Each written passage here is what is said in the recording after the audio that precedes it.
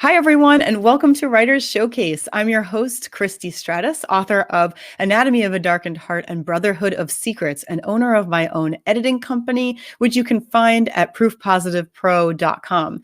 This show is part of the Authors on the Air Global Radio Network. And first, I just want to take a moment to thank all of you for watching and making us the #1 video cast on the whole network. That was such exciting news this week and last. Very exciting. So thank you so much for all your shares and likes and everything you do to support the show. I really appreciate it.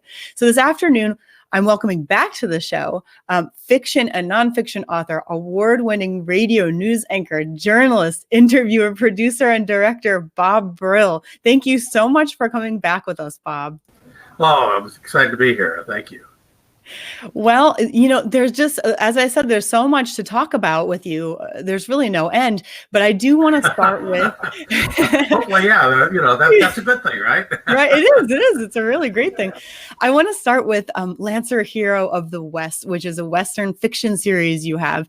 And you are now on your 5th book that you released last year. I believe it's the New Orleans Affair. So can you tell us a little bit about that book?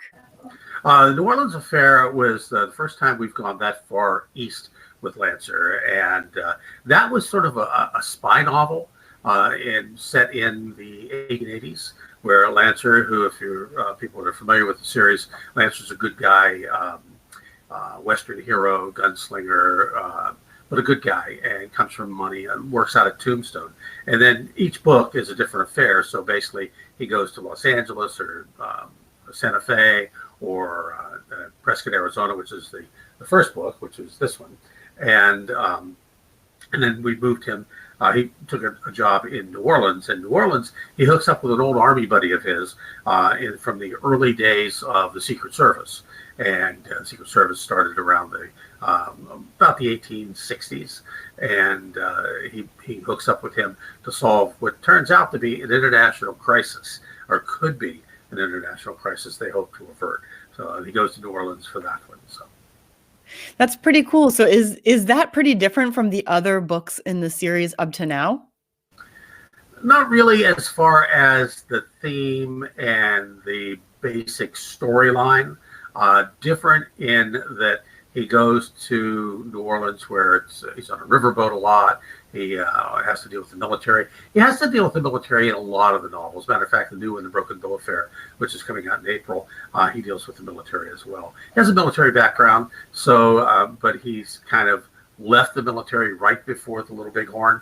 He didn't like what Custer was preparing and decided he had had enough and left. And so he did not get involved in that. That's something, you find out something more about Lancer in every book, because he's got a mysterious past. So you find out something a little bit more. I try to reveal a little bit more, and hopefully by in book 10, when book 10 comes around in about 4 years, you will know who Lancer is, what his background is, and the whole 9 yards, like I like to say. But as far as the storylines are very similar. There's always a shootout. There's always, he's got to go someplace else. There's always love affair of some sort, and he always hands out some Turkish delight, which is the sweet tooth part of the character that I pulled from my innermost being. I love it. Well, it sounds great. And I thought I read somewhere that there are a couple of historical figures in this one, and I don't know if you actually want to reveal who they are at all. Maybe part of the fun is the anticipation, but am I right? There are 2 historical figures in this one? Yes, one of them is, I'll be more than happy to tell you, is Geronimo. He runs into Geronimo. It's the first time that he's run into somebody like Geronimo. And the second one is related to a sort of the great-great-grandfather of a political figure from the 1960s. And I'll leave it at that. So, and you'll kind of figure it out once you get into the book. So I can tell you half and half, so we'll leave it at that. No, that's perfect. That sounds really exciting too. And I wanted to ask, in terms of the research for something like that, I'm a historical fiction author, but I do Victorian era, so it's a little bit before when you're talking about. But mine is more like 1850s for the most part, and 1840s. So One of the things that I'm struggling with currently, and I'd like to know how you dealt with this, is when you include a historical figure, there's, of course, a lot of research that you have to dig into, and that can be both exciting and frustrating depending on what you're looking for. But one of the things I wanted to ask is, in terms of a historical figure's accuracy, how far do you go in researching them? Like, do you try to research their personality as maybe noted in history, or is it more just like facts about where they were? What do you do? It's a little bit of both. I think, first of all, you have to, in my case, I want to know where they were, okay, because that is probably the most important thing. Because if your reader, and readers of Westerns are pretty adamant about things like that. Well, gee, that didn't happen in 1880. Then what the riverboat wasn't invented until 1882 or something, meaning the specific riverboat. So when in the New Orleans affair, when I put them on a riverboat and I gave the riverboat a name, I had to make sure that that riverboat actually existed, because some of the other riverboats, the more famous ones, were made after that. So I couldn't put them on, let's say, and I'll just make up a name here, the Delta Queen, if the Delta Queen was constructed in 1885 and my character's adventure takes place in 1882. So I had to find one that was made in 79 or so. So that is kind of important. As far as the personalities of the characters themselves, unless they're really, really well known as far as that part of the personality and everybody in history agrees, you've got a lot of leeway. For me, most of what we know about Wyatt Earp and Doc Holliday and these guys is what they wrote themselves, or what they paid somebody to write. And they weren't going to write something that made them look bad, and so a big portion of it is a lot of the legends of legendary characters were created by the legendary character. So you can kind of make that up, as long as you kind of deal with along the historical guidelines and the dates and stuff like that, which are pretty well available online, and through that kind of research was a whole lot easier than it used to be. And the other thing I think is when you're dealing with conversations, I kind of look at it, what would be the conversation I'd be having right now with that person if they were here today? And then transport that back into the time period. So, because they had conversations like we did. I mean, they would have the same conversation that you and I are having right now without the technology. We'd be sitting in a bar face to face, or maybe sitting in a cafe, or maybe on a picnic, or somewhere on a couple of horses somewhere, or in a carriage. But we'd be having the same conversation, but we just wouldn't be having it with the same technology. So that's where I kind of take it. I think that's a really good way to look at it. And I definitely think when you're writing historical fiction, there can be, or at least I feel, some amount of pressure to make sure that anything they're saying sort of, goes in a specific line with what I've researched or something. But that's absolutely true. There are like typical conversations that, people would have. So I think that's a great guide. Have you ended up going, since these are all Westerns, and actually I think Lancer goes many places. It's not just like he sticks in one area, he goes many places. Have you been in any of those areas and done any research like there, or has it been mostly online and through books and things? Well, some of the places I have been in New Orleans a couple of times as a reporter. I went there to cover 2 Super Bowls. I love New Orleans. It's a great city. And I love the historical aspects of it. And and it was really helpful because I'm a real big fan of the Battle of New Orleans, which took place at the end, actually the day after the treaty was signed, or a couple of days after, of the War of 1812. And when I went there the first time, I asked a friend of mine who lived there, I said, can we go down to the battlefield? Because it's preserved historically. So we did, and I walked the battlefield. And I checked out the lay of the landscape and imagined myself being there with Andy Jackson. And I used that in the climatic scene in the New Orleans affair. And I was able to use that and picture that exactly as it was, because it's still that way. So I was able to do that. That was really cool. 2 years ago now, I went to a film festival. I had a short film entered in a film festival outside of Tucson. And of course, Tucson is real close to Tombstone. And so we took the day and we went down to Tombstone. And so I got the lay of the land of Tombstone more than just pictures, and it's historically preserved. Los Angeles, of course, was easy. I live here. And El Paso, I spent some time in my radio career, so I was able to blend that in. And Santa Fe, I've been through. So I think that's the first five. So and Prescott was easy too, because that's where I got my first radio job. So I knew the lay of the land, and the reason I chose Prescott was for that reason, because I knew so much about Prescott, and it's such a great historical place in its place in the West. Well, that's great. I think that's even better to have actually been there. And when you talked about walking on the battlefield, now that's really something.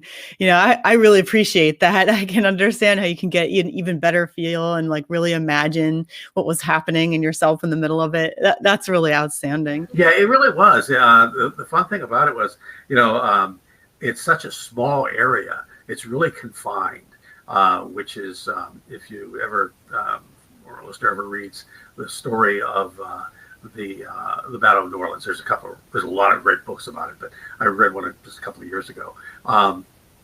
It's so detailed. We know so much about what happened there, and it's such a small area. I mean, it's just a few hundred yards combined where the whole thing took place. So that was it was actually a joy.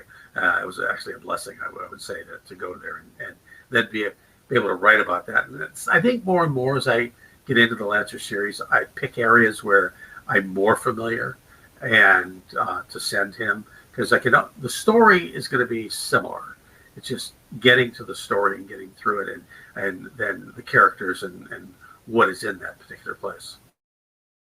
Yeah, absolutely.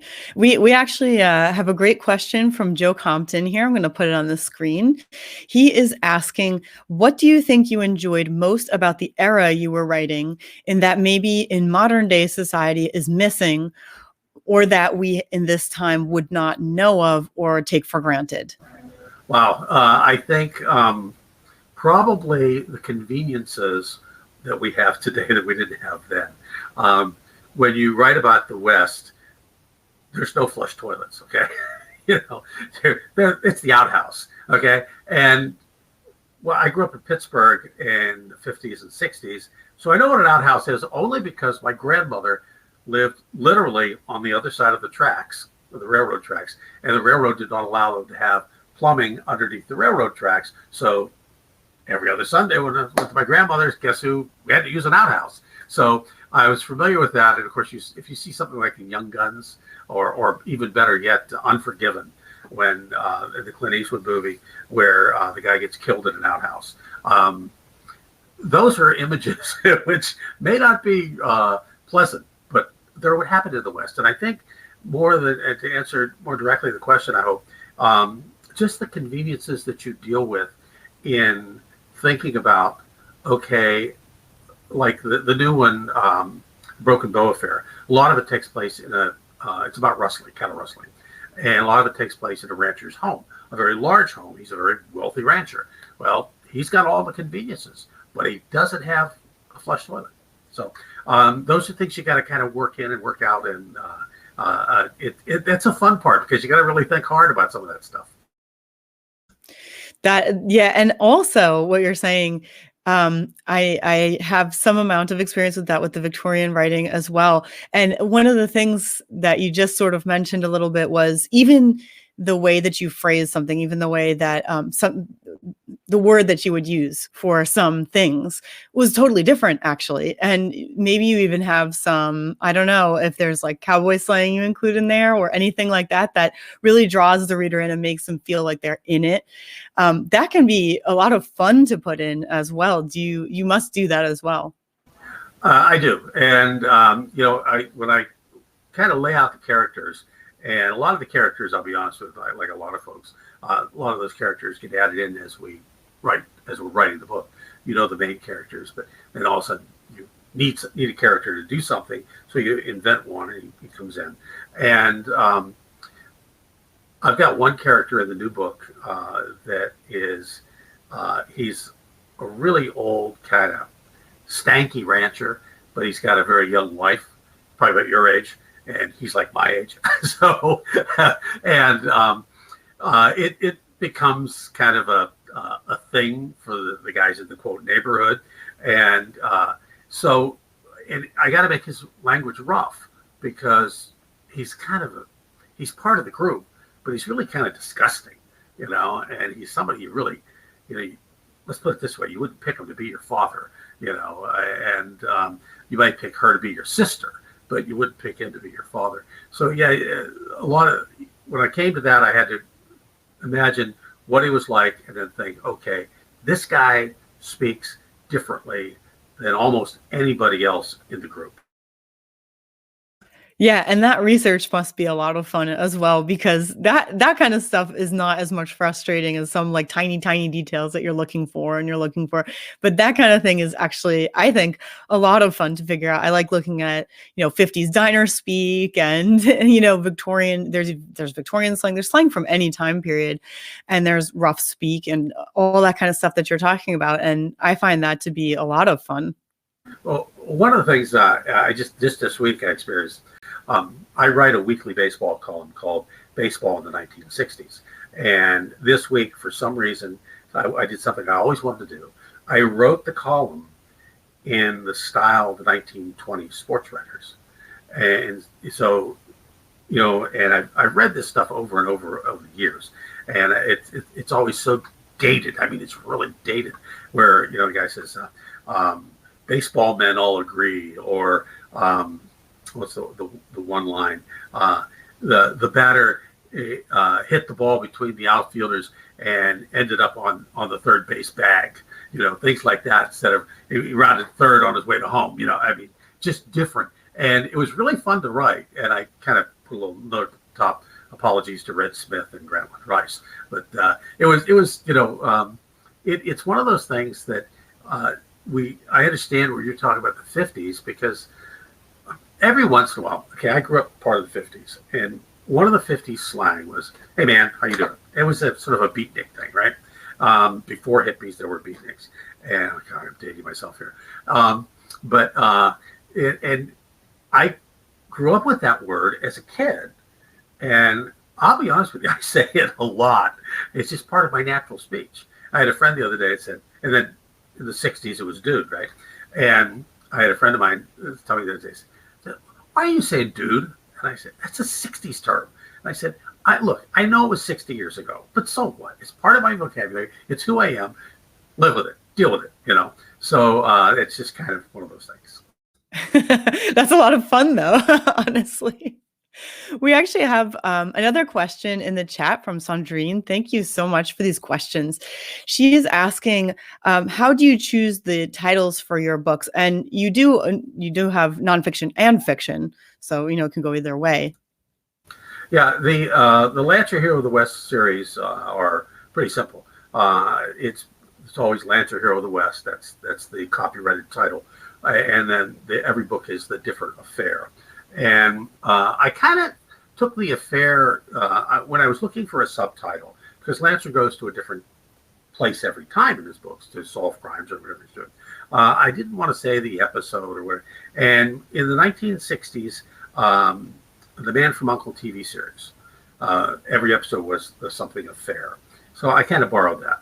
And I kind of liked that. It kind of gave it maybe a little more modern affair, modern thought, maybe not, I don't know, but I kind of like that.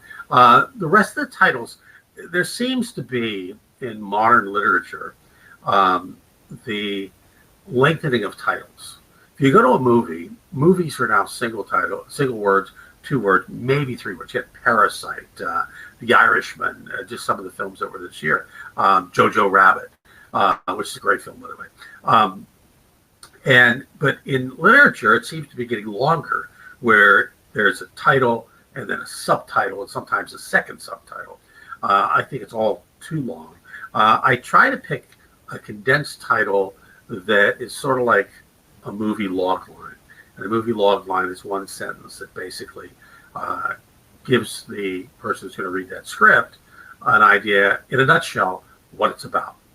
As much as you can in one sentence. So like when I worked for United Press International, we had what were called briefs, and we had headlines, and we had teases.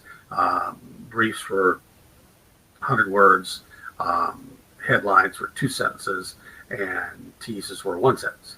So you try to be as brief as possible to get everything in one title, or in one title being as few words as possible. And if you have to have a second line, one of my books was, what's it called? I'm looking on the shelf here.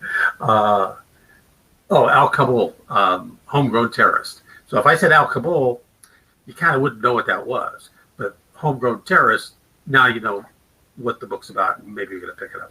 In book titles, you have to have something nowadays to get through the noise that at least gives the potential reader a little bit more to want to go at least pick it up off the shelf and look at it, or read a couple of pages in the open online or whatever. Yeah, that's a great point. And it is super important for people to know what your book is about. And I've definitely heard, just like you're saying, marketing experts say if your book isn't really cutting through the noise, as you were saying, if people aren't picking it up, you may need to consider a title that's different, but also tells readers what they're getting. And that can also be the front, the cover can tell them what they're getting in some amount of detail that way. And like yours does that, of course, Hero of the West, we know what we're getting exactly, and then we find out where it is. So well, yeah. I've always been told, if you pick up a magazine covers sell magazines. If you don't have something on the cover, it's going to make me want to pick that up, whether it's a tabloid or a newspaper, or whether it's Brad Pitt or Jennifer Lawrence. I'm not going to pick it up if it's just a bunch of words. It's got to be something that makes me pick it up. And basically the same thing with books, except most of the time you're looking at a spine rather than, if you're in a bookstore or library, you're looking at a spine rather than a cover. Yeah, absolutely. And you have a book that I believe also came out last year. This one is nonfiction, and it tells us exactly what we're getting. It says Beating the Slump, an athlete's solution to a better career. And it's actually a pretty short book. Can you tell us why? I know that you're very interested in baseball and you have a blog dedicated to it. And I'd like to also talk about a little bit your trivia questions that you do on your blog. But can you tell us a little bit about this book first? Yeah. This was basically, it's like 35 pages. It's a glorified pamphlet, but it technically is a book, and it's cheap, so you can pick it up. And it's basically designed if you're a golfer or a baseball player. It came from something years ago. I was in high school and found out that through a friend of mine, we were taking batting practice and we're helping each other out in the off season, that they used to teach at the Kansas City Royals Baseball Academy that if it's not a left brain, right brain thing at all. I checked with doctors on that. But basically, if you're in a hitting slump, whether it's golf or batting in baseball, if you turn around and switch the opposite way, in other words, you're right-handed, you go left-handed, left-handed, go right-handed. If you do that, take batting practice doing that, and then switch back to your right side, there's a really good chance, like a 90% chance, you won't be in that slump anymore. You'll start making contact. And only if you do one thing. You focus on not killing the ball or anything like that. Just focus on beating the ball. Just absolutely hitting it. Golf, just concentrate, because 90% of what you're doing here is focus. And basically, when you're in a slump, you've lost your focus. That's basically the theory. And years later, I got to know Sid Thrift, who turned out to be the head of that academy when it was with the Kansas City Royals, but he was also general manager of the Pittsburgh Pirates and also the New York Yankees. And we became friends. And I asked him about it. And he said, yeah, we used to teach that at the academy. So I went out there. Years ago, I tried to get it out there as a book, a full-blown book, but I was told by everyone that I needed an athlete to kind of sign on. And no agent or team would let me, one of their athletes who were getting millions of dollars, do this and possibly get hurt. I don't see how, but possibly get hurt and ruin their career. So I didn't do it. So I just kind of let it go. And then last year, I said, what the heck? I'm going to do it in the pamphlet, get it out there. And then I started sending it out to some people. So that's how that began. Oh, that's pretty cool. Yeah, that's really interesting too. We have somebody actually in the chat. It's Joe who's saying, "Ooh, baseball trivia. I need to check that out." So, can you tell us a little bit about the baseball trivia? You ask a question each week. I think there's a gift card. Can you tell us what that site is as well? Sure. It's very simple. It's a Google blog, and it's baseballinthe1960s.com. and it'll come up just baseball in the 1960s.com. That's the whole title. And each week I write it. I release it every Tuesday night or Wednesday morning. You'll see a picture of me as a kid, and which is the cover of my baseball book about Child of the 60s. And then there'll be pictures of baseball cards in it. But it's a weekly column of something, an event, a player, something that happened in the 19th year, but all interesting. And at the top, there's a trivia question, and I answer it the following week. And that trivia question, starting this past week, and the one that's out there now, I'm offering a gift each week. What I'll do, like this week, it's a Starbucks gift card. You know the answer, or you think you know the answer. You're going to email me. You have to go all the way to the bottom of the column, so hopefully you're going to read the column. All the way to the bottom, there's an email. You send your answer with your name and address, obviously, because I got to send you the gift card. And all the correct answers we put into a hopper, and I'll pull one out, and that person will get the gift card, and then I'll put their name in the column the next week and ask the next question. And some weeks it's going to be a gift card. Some weeks it's going to be like a vintage baseball card. I'll find one here that's something like that. Although that's not one of the ones we're going to do, because that's whatever, or a card like that. But more than likely, we're going to do cards from the 50s, and that's why I couldn't reach one right away. But anyway, they're mostly cards from the 50s and 60s that we're going to do, and PSA graded cards. So you have a card that's slabbed. It's kind of cool, and we'll do that mixed with some gift cards and some other things. So read the column. Check it out. It's free. The column's free. The trivia contest is free. And if you want, we'd like you to follow. That's cool too. But it's the column I've been doing for almost 4 years now, and it's become very, very popular. It's a lot of fun. That is really cool. I love the whole concept, and I did check it out myself. And I saw that you do I believe you put up pictures of some of the cards themselves, right? I've seen some very vintage-looking pictures up there. Yeah, it's always good. I put links to some of the players and to, if it's about a stadium or something like that, so you can follow links. And I put usually 3 pictures of cards of people that are mentioned in the column.